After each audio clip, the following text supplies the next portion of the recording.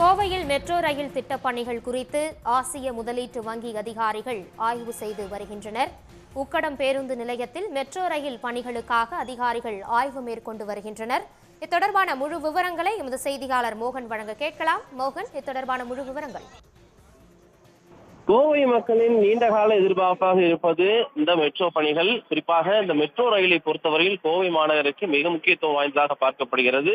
சென்னைக்கு அடுத்தபடியாக மிக முக்கியமான பெருநகரங்களில் ஒன்றான கோவையில் போக்குவரத்து நெரிசலை குறைக்கும் விதமாக இந்த திட்டம் வேண்டும் என்ற கோரிக்கை இருந்து வந்த நிலையில்தான் தமிழ்நாடு முதலமைச்சர் மு க ஸ்டாலின் இது தொடர்பான அறிவிப்பை வெளியிட்டிருந்தார். இந்த நிலையில் இந்த மெட்ரோ பணிகளுக்கான முதற்கட்ட பணிகள் என்று தற்பொழுது ஆரம்பித்திருக்கிறது. இதற்காக நிதி வழங்கக்கூடிய பன்னாட்டு ஆசிய கூட்டமைப்பு முதலீட்டு வங்கி சார்ந்த அதிகாரிகள் மற்றும் திட்ட இயக்குநர் உள்ளிட்ட அதிகாரிகள், கட்டுமானத்துறை சார்ந்த அதிகாரிகள் கோவை உக்கடம் பேருந்து நிலையத்தில் ஆய்வு மேற்கொண்டிருக்கின்றார்கள். கோயம்புத்தூரில் உக்கடத்தில் இருந்து மொத்தம் 2 மார்க்கமாக இந்த மெட்ரோ ரயில் செல்கிறது. ஒன்று அவிநாசி சாலை மார்க்கமாக விமான நிலையம் வரையும், சத்தியமங்கலம் சாலை வழியாக சரவணம்பட்டி தாண்டியும் 2 மார்க்கமாக இந்த மெட்ரோ ரயில் என்பது அமைக்கப்பட்டிருக்கிறது. இதற்கான ஒட்டுமொத்த திட்ட மதிப்பாக தற்போது உத்தேசிக்கப்பட்டிருப்பது 10,740 கோடியாக இருக்கிறது.